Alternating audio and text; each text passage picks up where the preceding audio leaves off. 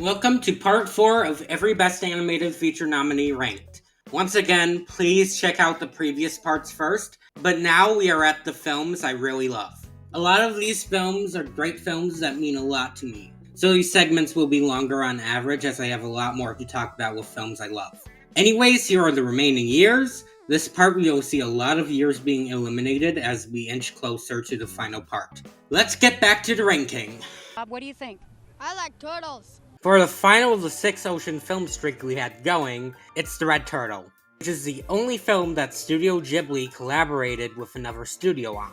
This is a collaboration with multiple French studios, but namely the Wild Bunch, whose founder actually met Miyazaki, showed him a short film called Father and Daughter by animator Michael Dudok DeWitt, and Miyazaki was impressed by it that he said, if Ghibli was to collaborate with a foreign animator, it would be DeWitt. Imagine getting the approval of Miyazaki.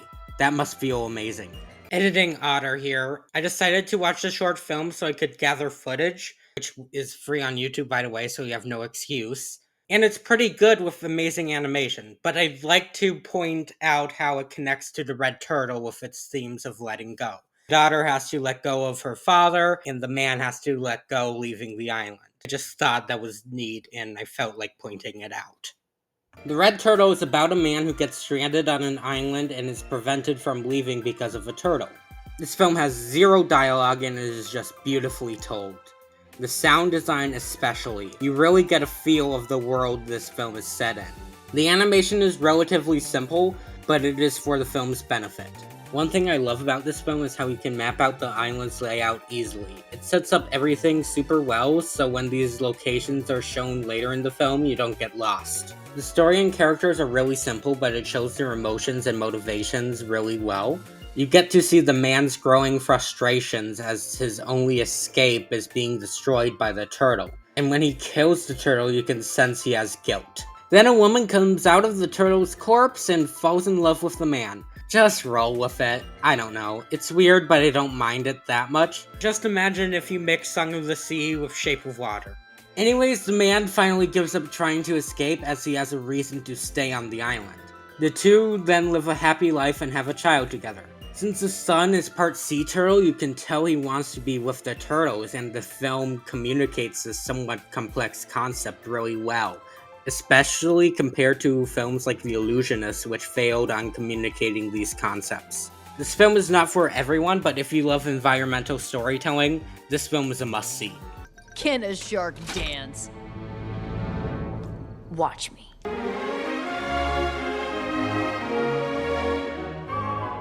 Nimona was originally made by Blue Sky, but after Disney's acquisition, it got cancelled.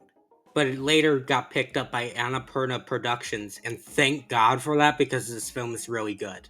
What I really love about this film is its genderqueer themes. Nimona is clearly a non-binary or gender-fluid allegory. This is supported by the quotes, Then I shapeshift, and I'm free. and What are you? I'm Nimona! So you're a girl and a rhino? And a lot of things. as someone who identifies as non-binary, I relate to Nimona a lot in these scenes, and I'm glad that an animated film like this has these themes so blatantly. Also, they transform into an otter, so that helps too. Nimona is ostracized from society, being hunted down and hated. The hate they get is no different from the hate Ballister gets. Even before being falsely framed for killing the queen, he was already discriminated against for being a lower class. Nimona sees this and tries to bond with him due to this shared connection. They may be very different people, but they share the same enemy, and that's what connects them. And the eventual bond the two have is really strong, with Ballister seeing who Nimona really is. Not a monster, but a person. I think they have a great relationship. Speaking of Ballister's relationship, I really like his relationship with Ambrosius, and how they are just straight up gay. There's no ambiguity. They also don't make a huge deal about it either, yet it is still important to the plot, with how Ambrosius initially felt betrayed and then grows suspicious with Ballister's seeming betrayal. This is what I want in gay representation, not some cheap blink or you miss it moment where two women kiss. The film is also very anti-establishment. It definitely shows how histories can be altered to serve a government's propaganda. Especially when the whole thing this kingdom was built off of was just a misinterpretation, and that Glorif wasn't some noble hero but was just a child. I think they handled this theme way better than Box Trolls or The Sea Beast did, which both had similar messages. I do have a few problems with this film that prevent it from going into S tier. I don't particularly vibe with the humor, especially with Todd. I find the type of humor in this film to be kind of annoying, and while I love the message of the film, the villain isn't all that great. She is serviceable in the story, but not memorable in the slightest. Also, this really pains me to say, but the animation isn't that good. The backgrounds just look unfinished and too clean. I won't harp on it too much since this film had a rough production, but it is still a shame.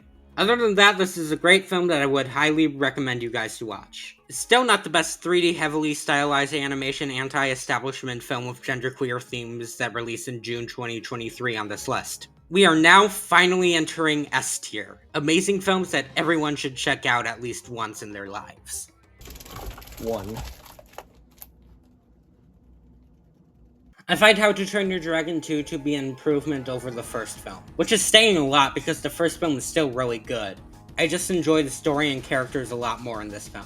One reason for this is that there is a lot more for me to latch onto other than Hiccup and Toothless. A thing I love about this franchise is that the characters visibly age. There's a clear time gap between this film and the first one, and it just makes the story seem far more natural and engaging to the audience. While I like Stoic in the first film, I think he is a lot stronger in this one, as he has a connection to the villain as well as Volca, who is revealed to be still alive. The reunion between the two is very strong and easily the best scene in the movie and possibly the franchise. How he just changes his entire demeanor. He doesn't care about what she has done, he's just glad to have her again. It is just a very beautiful scene. And also Gobber is revealed to be gay. Good for him. The villain Drago Bloodvisk, the great villain. Probably my favorite in the trilogy. One reason for this is that he has a personal connection to Stoic, which makes him more of a threat. Not to mention how threatening he is with that scream. And then he actually manages to kill Stoic. He controls the mind of Toothless, who clearly doesn't want to hurt Hiccup, but cannot fight it. And then Stoic sacrifices himself to save Hiccup in an amazingly emotional scene. I also appreciate, while initially being distraught, Hiccup never fully blames Toothless for his father's death. He knew he wasn't in control. I do have a few problems with this film, the first one being the comic relief characters. In the first film, they were passable, but in this, I find them super annoying, especially when Roughnut sims for Eret. It just gets on my nerves. Also, Astrid is kind of set to the side in this film, which is a shame. I didn't mention her in my initial review, but I liked her in the first film, so it does suck that she doesn't have much to do in this one. But this film still has beautiful animation and is a vast improvement from the first. These movies do push the boundaries of what CG animation can accomplish. The Bewilderbeast is a great example, such a massive and imposing dragon. So yeah, good movie. Kiki, it's 7 o'clock in the morning. Robot Dreams was the last film I watched for this entire marathon, before the 2024 nominees were revealed. And what a film to end on. I did not expect this film to be so sad. I was bawling near the end. The film is about a dog who is lonely in 80s New York. So he buys a robot to keep him company and they become best friends until they get separated. Film sets up their relationship so well. It is just so wholesome to see them dance and have fun at the beach together that it just makes them being separated all the more impactful. Both of their struggles to be reunited are strong. Let's start with the dog's story. He cannot retrieve the robot because he got stuck on the beach and the beach closed. He eventually gives up on saving him and decides to try and make new friends with relative degrees of failure. I have seen people who experience loneliness problems before, and Dog represents this issue really well, and I can't imagine a lot of people relating to it. There is one thing I don't like very much, though. It is when he dreams of the snowman. I feel like it is disconnected from the story and goes on for way too long, but the rest of the dog stuff is really good. The robot stuff is also good.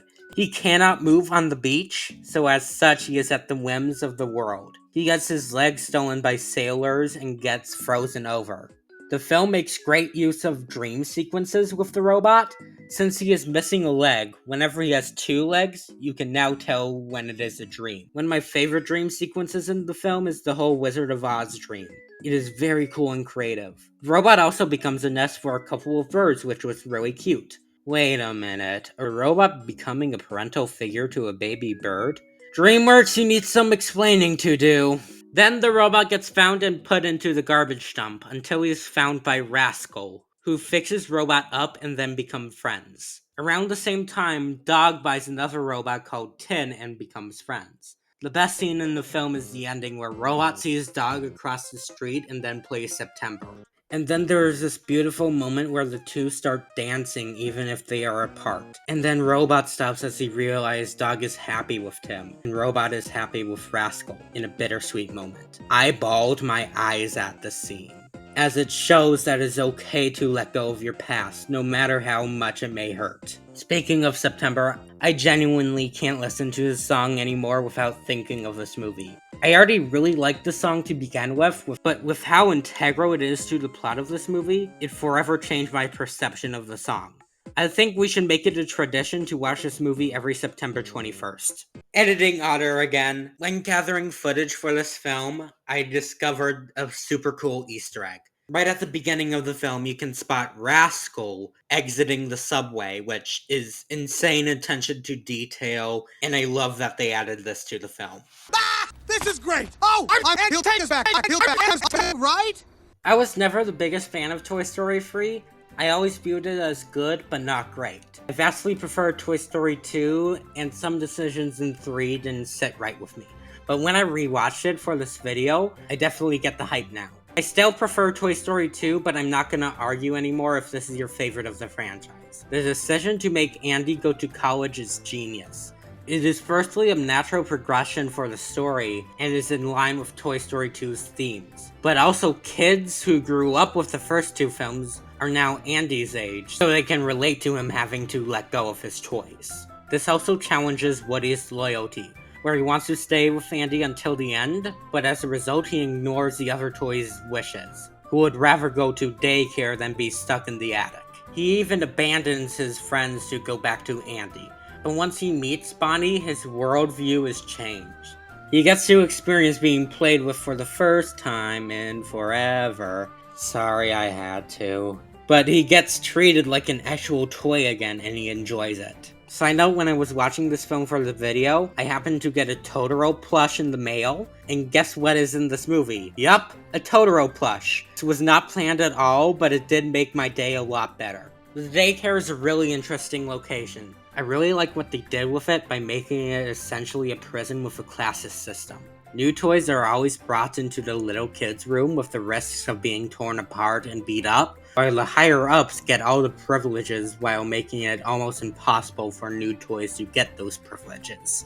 Lotso is a great villain. He is oppressive and threatening that is hidden under a nice exterior. What I really appreciate about him is that his tragic backstory isn't presented as a way to sympathize with him, just as a way to explain his actions. He uses his tragic past as a means to be controlling, even being emotionally manipulative to his closest friends, if you can call them friends. The plan to escape Sunnyside is super entertaining. I love me some elaborate escape plans. The monkey is freaky, the whole Barbie and Ken plot is hilarious, Spanish Buzz is a riot, and somehow the tortilla Mr. Potato Head traumatized me as a kid.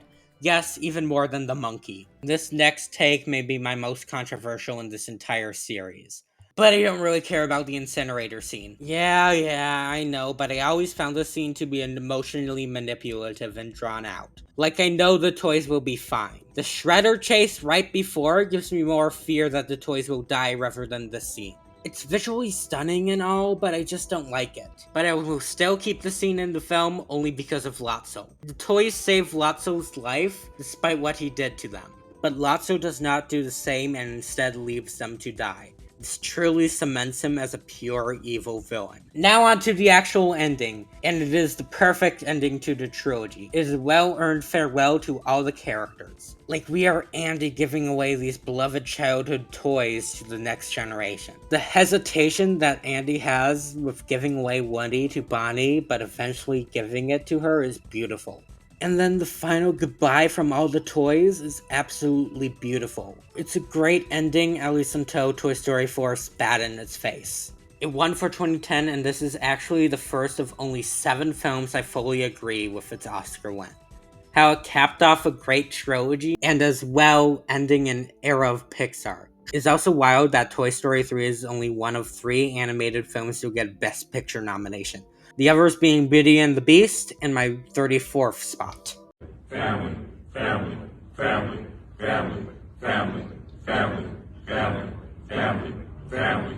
Hey guys, did you notice that Dolores is holding a corn plate in the dinner scene? This is symbolic because corn is delicious and Dolores is having some yummy corn. Bravo, Disney. Joking aside, Encanto is great. It does suck that it now seems more like a fluke in Disney's lineup, but I still enjoy it a lot. Mirabel is someone who is outcast in her family. With her having no power, she is basically seen as useless by Alma, and she later learns that Alma is in fact harming the entire family. Let's start with Luisa. Someone who feels like she is carrying the entire weight of the family due to her having arguably the most useful power. This is communicated beautifully in Surface Pressure, which is my favorite song in the film. Next is Isabella. She feels like she has to be perfect no matter what, preventing her from being her true self. She does everything to please the family, even if it means marrying someone she doesn't like. She blames Mirabel for everything, even if she knows it isn't true. And it is only when Mirabel confronts her is when she shows her true self. Finally, there is Bruno, who is affected the worst. He is banished as Alma views his gift as a burden despite doing nothing wrong. Despite this, he still loves the family and tries to fix the cracks whenever possible. All of this is what causes the miracle to be broken, because Alma was too focused on their gifts rather than their mental states. I find Alma's reconciliation great, as it is very genuine and not haphazard. You get to feel that she's realizing that she's actually harming the family, rather than it being a cheap emotional moment. The other characters, despite not being that important, just give the film a lot more life. I can't tell you anything Camilo does, but I'd still keep him in the film because without him, the family just feels a bit more empty. With that being said, I hate Dolores. Not only is she annoying, she knows that Bruno is still in the house, yet she does absolutely nothing and leaves the family to fall apart. I will admit her part in We Don't Talk About Bruno is pretty good though. Speaking of, it's obviously a great song. But I actually like What Else Can I Do and Surface Pressure more, because of how they factor into the story. There are a few songs that I'm not too big on, like the Family Magical or the final song, especially Bruno's rap part. Who the hell let him cook? Anyways, this film won, and while I really like it, there are 2 other films for 2021 that I like more.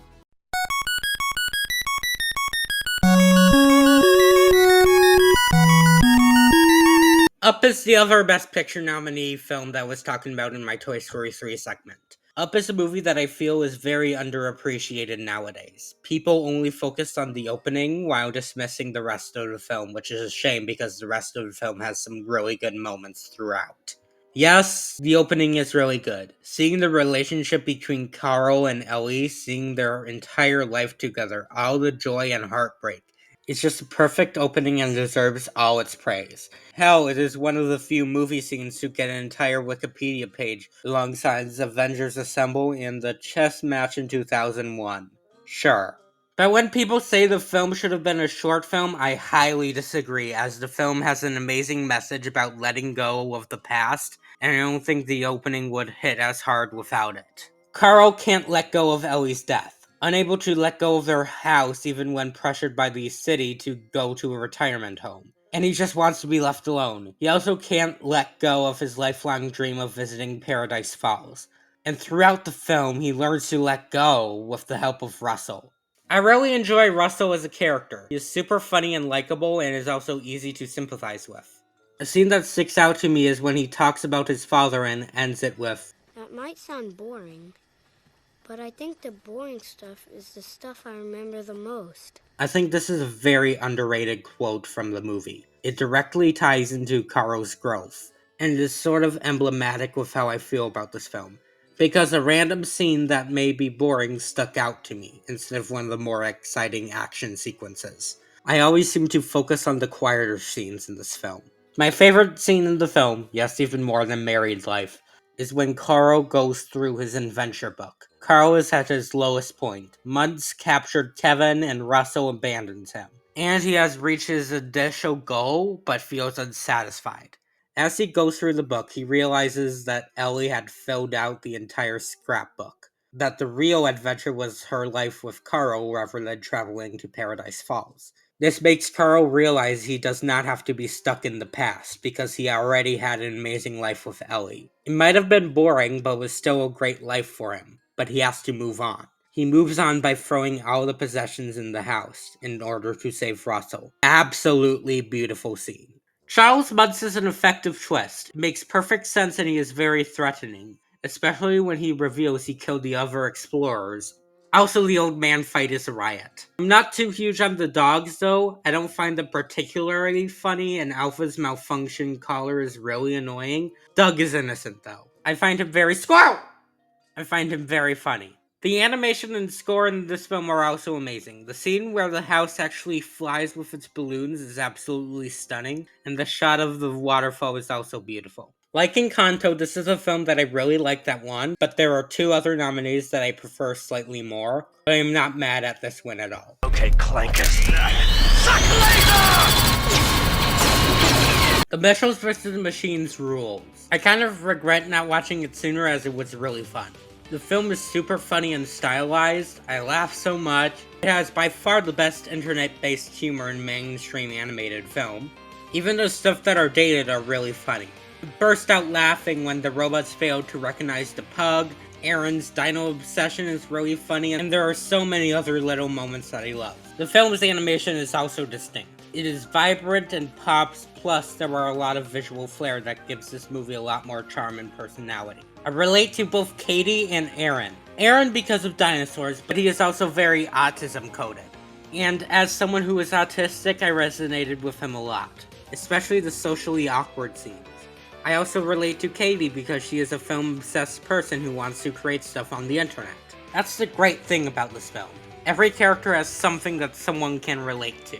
I can absolutely see someone relating to Rick and Linda as well, which is so important to nail in a film about family. The dynamic with the family is very entertaining. I could genuinely watch them bicker for hours. The film has a great message about family. Katie does not connect with her family that much, and they don't really appreciate what she does either, but over the course of the film, her and her family learn to appreciate each other. While I'm not a big fan of the liar reveal, because it was out of the characters' control, the moments where both characters realize they both truly care about one another, and are just expressing it in different ways is really well done. The villain Pal is also entertaining, and good commentary on why we shouldn't let technology control everything. If only people learned. The robot apocalypse is also just fun. I love the giant evil Furby, and of course the 2K robots. This is a film I can't wait to rewatch once the series is over. It's nacho cheese! It's my cheese! Gromit. No, it's my cheese! If you couldn't already tell, I'm a huge Wallace and Gromit fan. I love watching this duo get into some shenanigans. They almost make me wish British people were real. Almost. My favorite installment to the Wallace and Gromit franchise is The Wrong Trousers, but a close second is Curse of the Were-Rabbit. Firstly, this film is very funny, ridiculously so. Some parts even get on par with Pirates. Every single joke in this film lands. There are way too many to name, but some highlights include the funny cheese puns of books, the whole bullet bit, the arsing around joke, the sexy were-rabbit statue to distract the were-rabbit, plain bit where Gromit and the other dogs scramble to insert more coins, and of course my goat, Rabbit Wallace. Job well done, lad. Obviously this film wouldn't be this high if it was just for the humor. This film has a lot more to offer. Firstly, I think this is the best Gromit has ever been. Gromit is easily the best cartoon dog ever, and it will not be hearing otherwise. Part of that is because of his expressions. He does not speak or even have a mouth, so the only way you can tell what he is feeling is his eyes and eyebrows. And in the film, this is shown perfectly. One standout scene is when his prized melon gets destroyed. You can see the despair on his face. He also genuinely cares about Wallace, even if he gets fed up with his bullshit. He clearly worries for his safety. He is the one who saves Wallace from Victor Quartermain. His loyalty to Wallace is something to aspire to. Victor Quartermain is an entertaining villain and delightfully evil. He is a really fun asshole to watch, with him failing at shooting a single bunny to his resentment of Wallace. He becomes a real threat when he starts hunting the were-rabbit, but you'd think he would stop when he realizes it was Wallace, right? Wrong. He actually becomes even more excited to kill him, and I think that makes him a great villain. I also love how this film just expands the world of Wallace and Gromit. They add so many side characters, which makes the universe seem a lot larger. And they have also felt like they have always been there, which I find super impressive. This film won the Oscar for 2005, and I completely agree. I wouldn't have been mad at how it's moving Castle, but I do think its flaws hold it back for me. I did neglect to mention one thing about this film, that being its horror influences. But I want to give my mom the spotlight to talk about them. Hi, I'm Creepy, and I have loved horror movies ever since I was a little kid. Because kids love horror movies. Wallace and Gromit, Curse of the Were-Rabbit is one of the best love letters to horror movies I've ever seen. So kids can be creepy too. The atmosphere is so spooky. It recalls the old Hammer horror films, mixing imagery and sound design with shadows and noises off screen. There are also so many references to horror subgenres and tropes. We have giallo, creature features, religious horror, kaiju and big monster movies, and body horror. The list does not stop there. There are so many references that every horror fan can find something to find joy in. 3 movies that I have loved as a kid are featured in some direct side-by-side comparisons. Even though it's probably the most obvious reference, the King Kong scene really ties the finals chase scene together brilliantly. It's a total classic. Less obvious is when the town citizens gather in the church to discuss how to deal with the beast ruining their most popular festival. Straight out of Jaws. So very cheeky. And of course, the were-rabbit transformation is a tribute to one of the best werewolf transformation scenes ever, American Werewolf in London. This movie represents so many things I love about scary movies. And it's also one of the funniest movies on this list. So watch this movie, enjoy, and stay spooky, kids.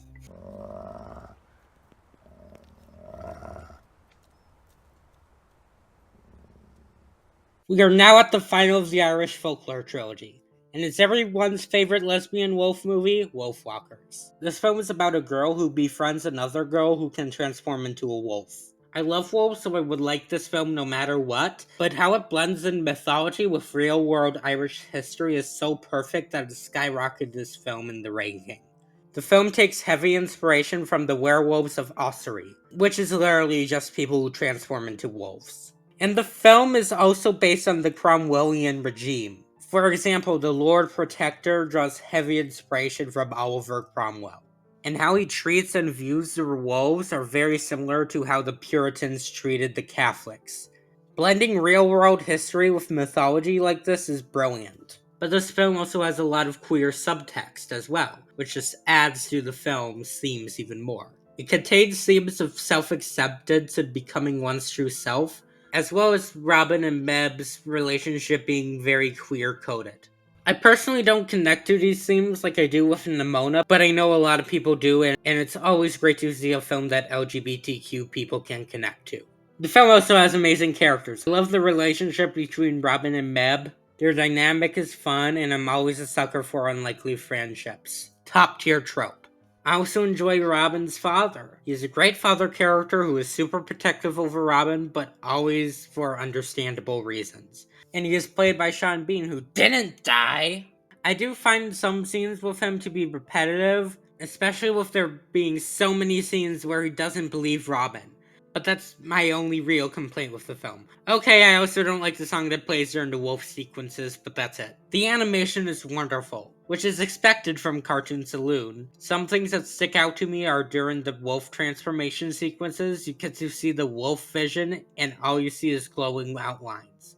It is very beautiful. I also love the scene at the end where Robin and her father become wolves and join up with Meb and her mother to become one big wolf family, which I find super wholesome. Yeah, this film definitely made some people Therians. This is my pick for the winner of 2020. While Soul is a good movie, I just find this film to be a much worthy winner in my eyes. It's just a shame that not many people will be able to watch it since it's locked behind Apple TV+. You can't even rent it on Amazon or Vudu.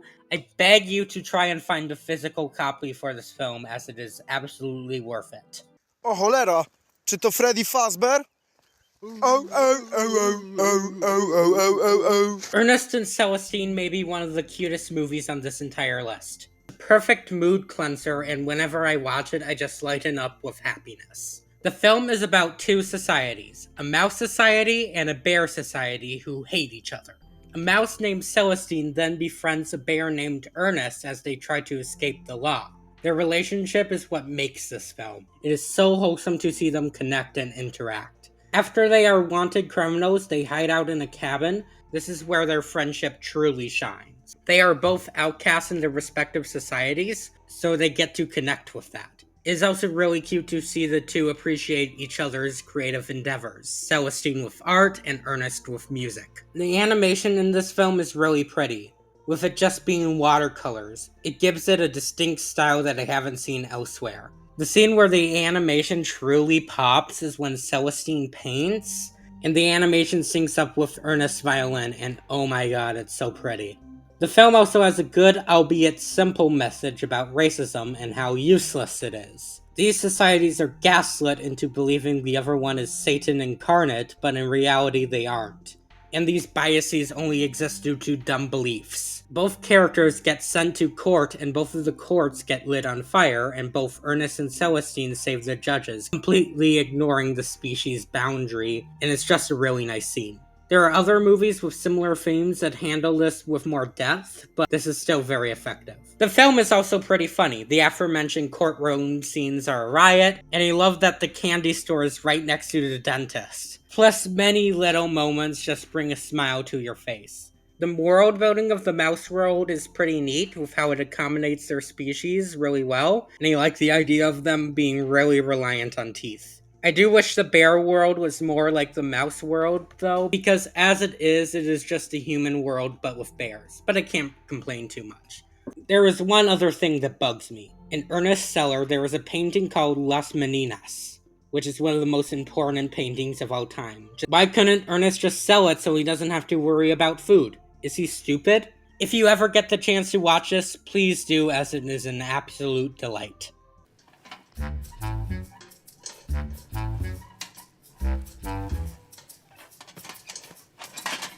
This is going to be controversial, but my favorite film in the How to Train Your Dragon franchise is The Hidden World. I was genuinely surprised to learn that this film was hated so much, and I simply don't get it. I understand if you prefer the other two, but saying this one is bad? I don't get it, because I find it to be a great ending to the franchise.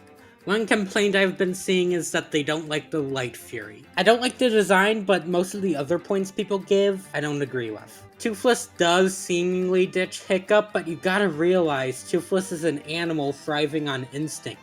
Of course he will try and fall in love with one of the last of his species. I also don't think he abandons Hiccup. Hiccup understands the risk with helping Toothless find love and understands that he may not see him again. I do think it is a natural step for his character to finally let go of Toothless and help him survive on his own. Also, the two are super cute together. Another common complaint I was seeing is about the film's villain, with people finding him bland, but I think he is great. I view him as what would have happened if Hiccup ended up killing Toothless in the first film. And he is just a great counter for Hiccup in general. He isn't as threatening as Drago Bloodvisk, but his intelligence and planning more than make up for it. He is always a few steps ahead of the protagonist. This aspect actually reminds me of Grand Admiral Thrawn in a way. I also love the scene where Ruffnut annoys him, which is an actually good use of her for once. The relationship between Hiccup and Astrid is great. I love their relationship within the film. But before I talk about the ending, I do think it is a little silly for all the dragons to leave. And I think it would have been so much impactful if it was just Toothless. This is the one common criticism I completely get and agree with, but I don't mind it as much because the ending of this film is pretty much perfect. Hiccup finally lets go of Toothless, letting him survive on his own, which I think is a great conclusion for both of their arcs. And then it flash forwards to the future where Astrid and Hiccup have kids, and they reunite with Toothless and the Light Fury. It is a truly beautiful scene, and then the credits roll showing previous moments from the other films, and fuck man, it's so good. Such a great ending to a great trilogy. I think this film should have won for 2019 over Toy Story 4. That one was just a huge misfire, and I think this or Klaus would have been much better picks. Everybody knew God knows Kung Fu! Hell yeah, Kung Fu Panda time. This is just a very enjoyable film and among DreamWorks' best. Po is such an entertaining protagonist. Jack Black is the perfect casting for him. He is super entertaining to watch and is very funny. I genuinely can't imagine anyone else in this role. Something I really appreciate about his character is that he isn't overly cocky. When he is assigned to be Dragon Warrior, he does not immediately accept it and pretends he is great at Kung Fu. He instead is initially hesitant and questions the decision. His arc is more about him growing self-confidence, which I appreciate a lot more instead of it falling into annoying cliches. The star of the show is Master Shifu. Side note, in a Discord server I was arguing with someone about what species he is. I thought he was a red panda, and they thought he was a rodent. Someone else then went in and said he was a flatworm, and we both shut up and accepted defeat. But yeah, Master Shifu, the flatworm, is an amazing character.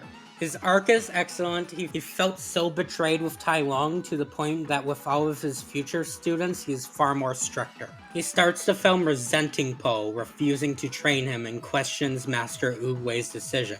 But as the film goes on, he understands Oogway more, in an amazing scene may I add, and starts to warm up to Po and find unique ways to train him. Getting out of his typical training methods and instead using alternative ones for Po to help him achieve better. My favorite scene in the film is when the two characters fight over a dumpling. It is a very entertaining action sequence and shows how far both characters have become. The Furious Five are actually pretty likable in this film and aren't boring like they are in the second film. I do wish they were in this film more because as is, they are heavily underutilized, but the few scenes they are in, I like them. Tai Lung is an incredible villain. He may not be on the same levels as Lord Shen, but he is still menacing, and in his first scene you know that you should not mess with him. How he defeats the entire army of prison guards, Furious Five, and Master Shifu effortlessly solidifies him as a threat. You wonder how the hell will Po defeat him? Because Po is trained differently and already knows what the Dragon Scroll is, he has a big advantage in the fight and is super satisfying to see him beat Tai Lung.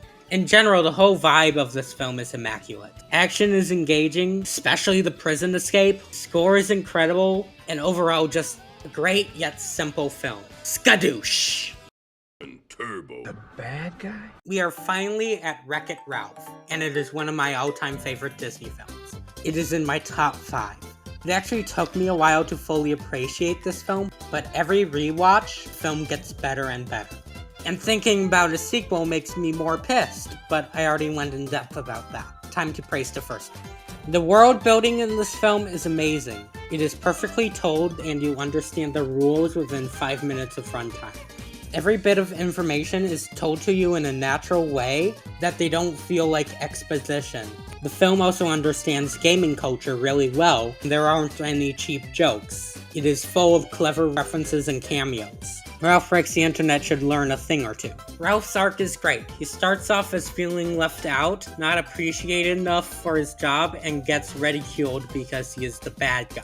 The residents of his game treat him like an afterthought, not even inviting him to their anniversary party. When Ralph gets fed up and leaves, the residents of Fix-It Felix Jr. are just left like, oh shit. Ralph becomes obsessed with becoming a hero that he goes to other games while the arcade is open.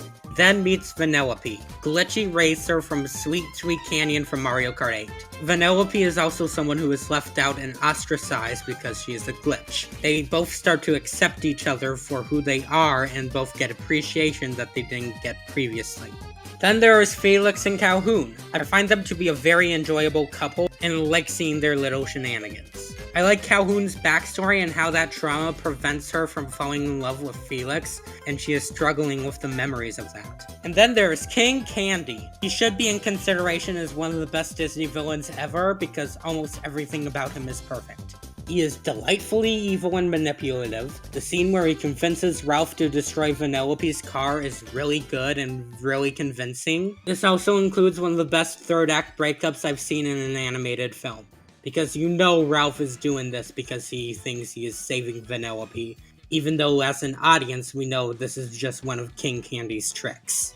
And then the reveal that he is Turbo is shocking, yet there are so many hints throughout the film that foreshadow this. An obvious one being the code room scene, but there are also some more subtle hints like his throne room not matching his color scheme, or his design not aligning with the other racers while Vanellope does. And when he transforms into a cyborg is genuinely terrifying, and my favorite scene with him is when he holds up Ralph in the air and says, "Let's watch her die together, shall we?" Do you think Turbo is an internet creepypasta in this universe? If so, Ralph should have snooped around the creepypasta wiki and had a fight with Turbo.exe and Ralph breaks the internet. And then there's a scene where Ralph sacrifices himself. He knows that there is a possibility he may die and his game will be shut down, but he did it to save the rest of the arcade in a true act of selflessness. Like Zangief said, you may be bad guy, but that doesn't mean you are bad guy. Obviously, this film should have won for 2012. Like, what was the Academy even thinking with awarding Brave? The quality difference between these two films is immense, and Disney is still a mainline studio, so it wouldn't have been a risky move. I seriously don't get it. And no one knows how far it goes. Moana is easily the best post-Renaissance Disney film. It's funny, has memorable characters, and great songs. That is all you really need. Moana is a great protagonist and honestly my favorite Disney princess. She is strong, independent, and selfless, while also desiring to explore the world. It's super satisfying to see her grow as a sailor throughout the film, learning to evade the many dangers of the world. Her dynamic with Maui is super fun and they play off each other really well. Maui is a very entertaining character too, being very funny even though he's played by The Rock. I'm not too familiar with Mauian mythology, so I can't say how accurate he is. The only myth I know him in is about his death, but I don't think Disney is willing to adapt that. But I do know the song You're Welcome included many references to myths that he had.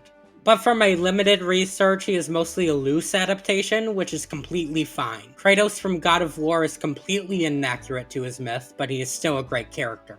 I'm not really too big on the third act breakup. I mean, it's fine. The reason why they broke up is solid, and Moana reconnecting with her ancestors is really beautiful. I more so take issue with Maui just suddenly coming back to save the day without any proper build-up, but I can forgive it because the battle with Taka is pretty neat. The music in this film is really good. Maybe my favorite thing Lin-Manuel Miranda has done. How Far I'll Go is a great I Want song that shows Moana's motivations perfectly. We Know the Way is a beautiful and catchy song. You're Welcome is funny. Squarespace Crab song is a surprisingly great villain song, and I Am Moana is definitely the best song in the film. The animation is also superb.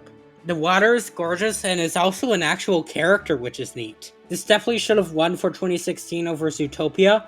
I really like Zootopia, but I think its flaws bog it down significantly, while Moana's flaws don't hurt it as much. I also did watch Moana 2, and it was alright. I find it a little bit overhated, as I just find it fine. It has decent songs, I like the Bat Lady, the characters were whatever, but it was a decent adventure. Who cares? This is my pet duck Adam going for his first swim. Be careful, Adam. Adam! God, The Wild Robot is a gorgeous film. I wasn't expecting it to get this high despite the praise, but yeah, this film definitely deserves all its praise and then some. I really like how this film isn't shy to show the brutality of nature, even using it for some jokes, some of which caught me really off guard. I also appreciate how the animals don't immediately like Roz. Hell, through most of the film they are rather aggressive towards her until the third act. The main conflict throughout the film is Roz trying to raise Brightbill, a runt goose that has severe biological disadvantages. It is really sweet to see Roz grow and learn how to take care of Brightbill, and it makes it super satisfying to see Brightbill succeed.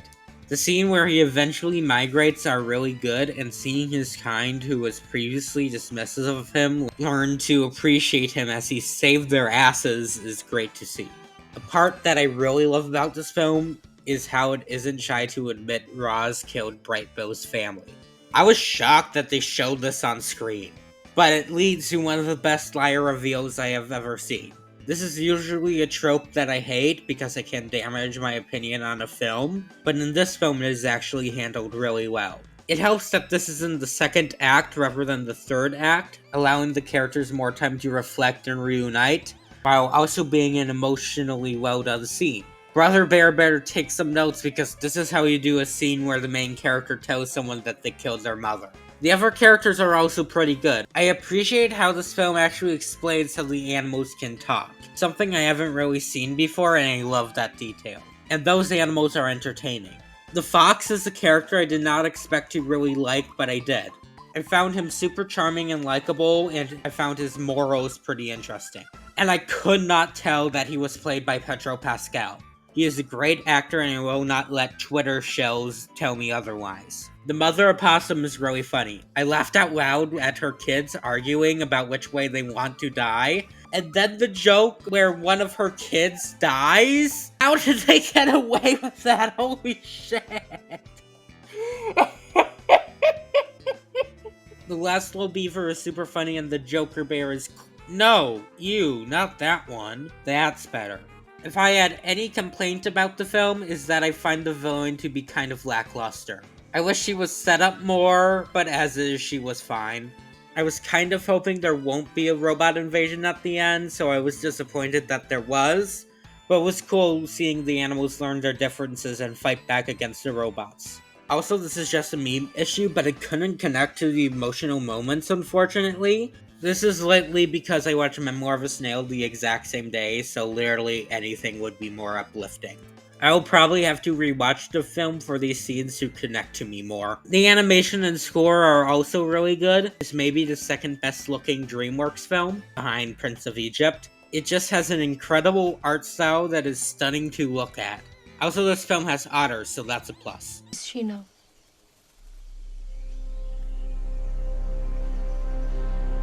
Everywhere.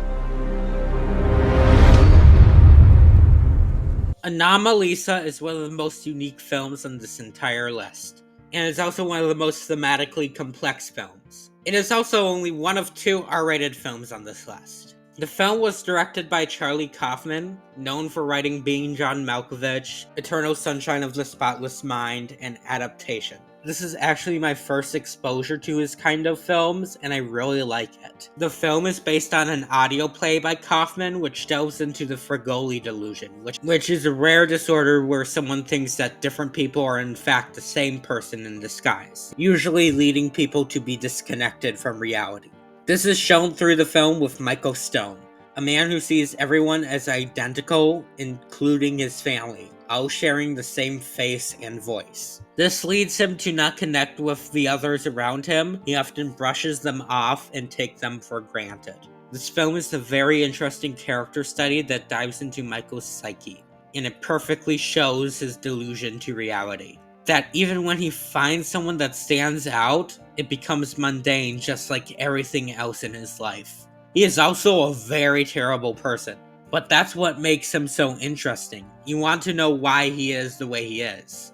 It may put some people off, but I find it to be very engaging. And all of his terrible actions help emphasize how disconnected from reality he truly is. One scene that shows this is when he buys a Japanese sex doll for his son.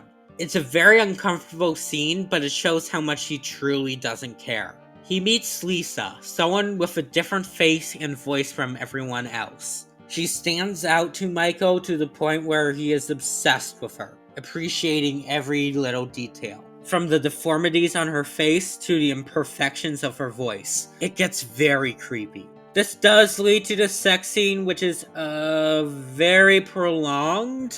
I get its purpose in the film, but I could definitely do without it. It's better than Munich's sex scene though. Michael starts to have nightmares, driving him mad. He also starts to get annoyed by Lisa nitpicking the smaller details like how she eats. As he does this, she slowly becomes similar to everyone else. This leads Michael having a mental breakdown at a convention before going back to his mundane, disconnected life. These scenes stick out to me because it makes me realize that the condition isn't the reason why he is. Instead, how he acts is what caused his condition in the first place.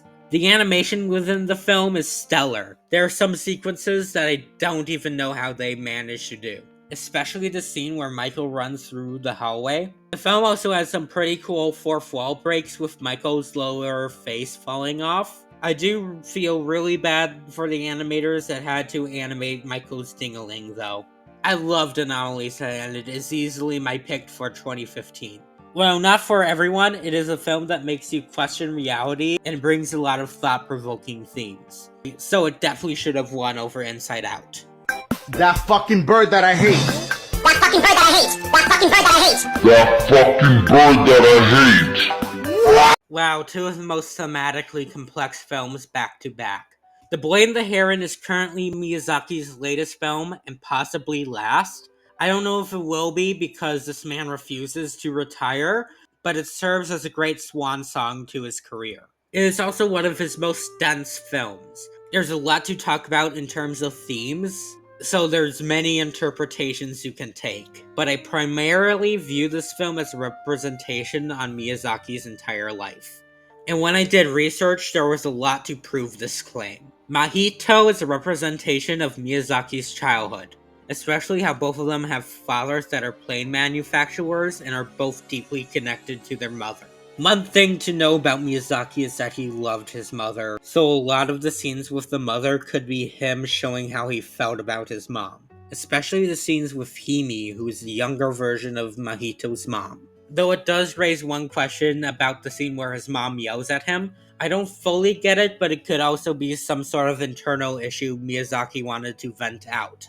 Who knows? While the heron represents Mahito's inner turmoil, I did some research and found out he is also a representation of one of the co-founders of Studio Ghibli, Toshio Suzuki. Which seems a little harsh at first, but I can definitely see it once the heron becomes more of a guide figure to Mahito. Also, I found the heron to be really funny. He's a great character all around. The fantasy world is definitely a representation of his imagination. An interconnected world with its own rules and creatures that works differently from our own, often representing complex concepts like conception with the Warawaras. This section of the film definitely has influences from his previous films, especially Princess Mononoke and Spirited Away. This is also where my biggest flaw of the film lies.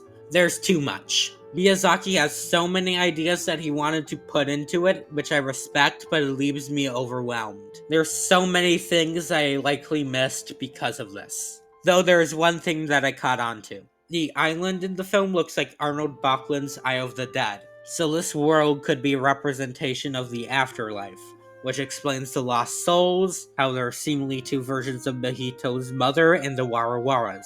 While I've heard many people say the grand uncle is Miyazaki, and I don't think they are entirely wrong, but since Mahito is Miyazaki, I view the grand uncle as more of a representation of Miyazaki's longtime friend and mentor, Isao Takahata, the one person that Miyazaki actually tried to impress. If this is the case, it makes Mahito's refusal to take up the mantle even more impactful, as he doesn't think he could live up to his legacy. The Grand Uncle is also likely a representation of Ghibli itself. This is supported by the Beefcake Parakeet King trying to replicate the Grand Uncle's work, but failing, like how so many people try to replicate Ghibli but always fail. This is all just my interpretation of things, and there are likely so many other ways you can view this film, so I would love to hear your personal view on this film. The film won for 2023, and this was a monumental win, being the first PG-13 film to win, the second foreign animated film to win, and the second 2D animated film to win. While there is one other film nominated for this year that I like better, I'm still very happy Boy and the Heron won instead. Don't you dare disobey me, Coraline! Ah! Ew! Coraline is a delightfully creepy film. It is easily the best film produced by Laika and directed by Henry Selick. This is the perfect film to introduce kids into the horror genre. It is genuinely scary and creepy, but it also makes the viewer think. I love how this film sets up how mundane Coraline's actual life is. Her parents seemingly neglect her, focusing on work and other things. The new house is boring and bland, there are bits falling apart, and you can absolutely feel Coraline's frustrations. This extends to her neighbors as well, who are all depicted as weird and creepy, just people you would not want to hang out with in the slightest. There is Babinski, who has an amazing design because of how lanky and gross he is. There's these two sisters who have their dead dogs mounted up and they bicker about. And then there is Wybie, a weird kid that eats slugs and who Coraline absolutely hates. All this setup makes the other world seem especially appealing and tempting to Coraline, and it does an amazing job at that. And over the course of the film, Coraline appreciates her actual life more and more once she realizes the other world is a trap. This is shown again with Wybie as Coraline starts to become friends with him.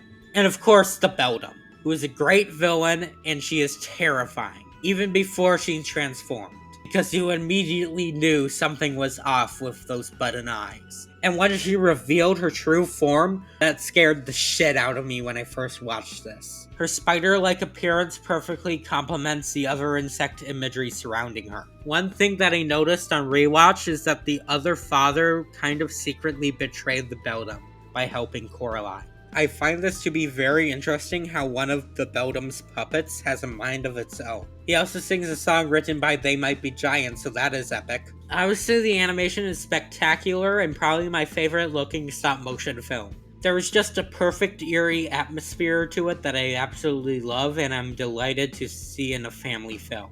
Keith David also plays a magical talking cat, and he is epic. I do not need to watch another piece of media that features Keith David as a magical talking cat ever again. Did I scare you? Monsters Incorporated goes so hard. It is such an entertaining film from start to end. Mike and Sully are an amazing duo.